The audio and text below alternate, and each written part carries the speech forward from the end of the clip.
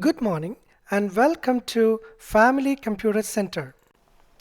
In this video, we are going to make a search utility using the VBA nested structure option. I want to make a search utility in my Excel database. For example, when I type a position here, when I click the find button, it should find all the position I have mentioned here. So that's what is my requirement. Okay.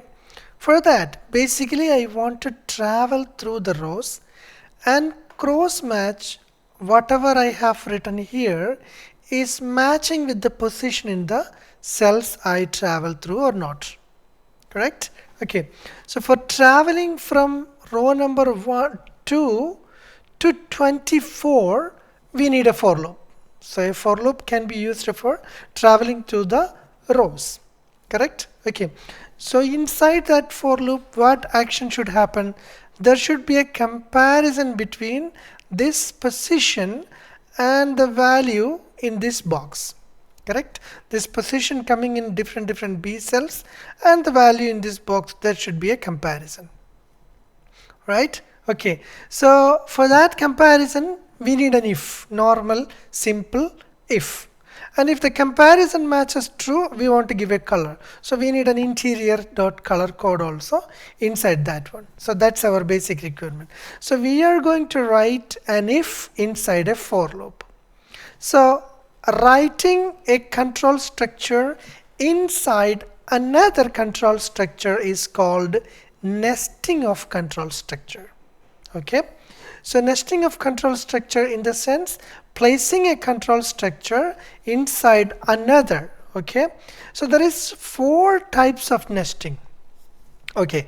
So you can write a decision inside a decision. That means placing an if inside another if. You can write a decision inside a loop. That means placing an if inside a for loop. Okay. You can write a loop inside a decision. That means inside if you want to put a for loop. You can even write loop inside a loop. That's placing a for inside another for loop. Okay. So these are the 4 different types of nesting. So in this video, we are going to try the second type, which is decision inside a loop. That means we need a for loop for running through the rows, and inside that for loop we want to place an if to cross match the position mentioned here. Correct? Let's try to do that. I'm now jumping to the VBE okay. So in here what I'm going to do is like I already start a module which is having the name search codes. Okay. Then I'm starting a sub find values. Okay. So inside the find values sub, I will have a variable dim ws as worksheet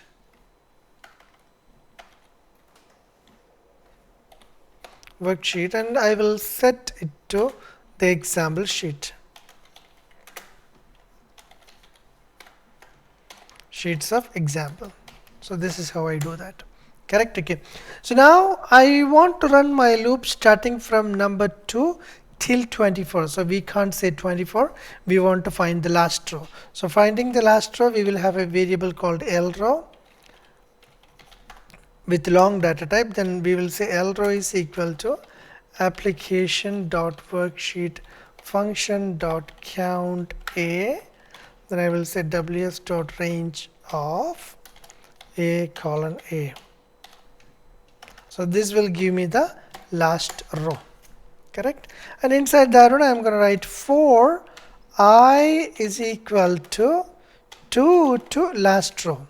That means I want to start only from the second row. First row is my heading, right? Then step must be 1.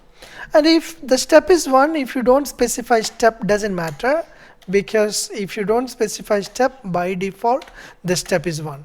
And inside this one I am saying like if ws dot range of b and I equal to, we have to check for this cell.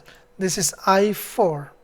Okay, I will go back to Visual Studio, then I will say ws dot, keep it here, dot range of I4.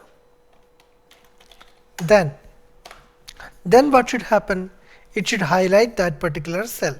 So we will say ws dot range of bi, I'm just copying it down, dot interior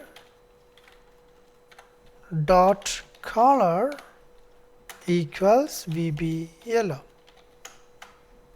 end if. So this if doesn't have an else part, just an end if.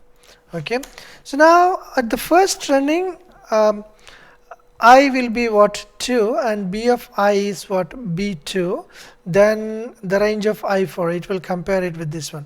So if I write accountant here and if I click the find button, what's going to happen inside the code is like, first we are starting with the 2, so ws dot range of b2 is manager, so it will check manager is equal to accountant, no, then it will not execute this one, so it will go to the next I. Next I is 3, that is B3. So B3 is accountant. Accountant is equal to accountant. Yes. Then it will go inside and it will color the B3 into yellow. That's going to happen. Okay. So I'm going to write here HR. Now I will assign the macro to this find button. Okay. Now you can see we have HR here. And when I click find, all the HR now is having what? Yellow color. Okay. And what if I give IT? So let's check IT is working or not. So I will give IT, then I click find, it gives me IT, correct. HR is still highlighted because previously we find HR. So that's why we are going to use a clear selection button. Clear selection button, we want to write the code for clearing these values. So I will go back to my this one and I will copy this sub for easiness because clear selection may look very similar. So there is no comparison in clear selection. So I'm just saying like clear color. Then I will say everything. These all things remains the same. And here just I will say like we don't have a condition here, equals to excel none. Excel none means no color. Okay. So I will go back and assign the macro to this clear selection button. When I click this, there you go, it is cleared, correct? Hope you enjoyed the lesson. Thank you so much for watching and make sure that you subscribe to our channel so that you will not miss any further video we post.